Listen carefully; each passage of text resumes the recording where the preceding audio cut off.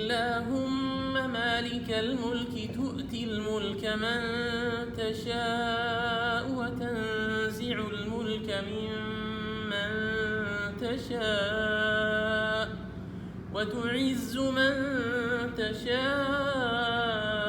وتذل من تشاء بيدك الخير إنك على كل شيء قدير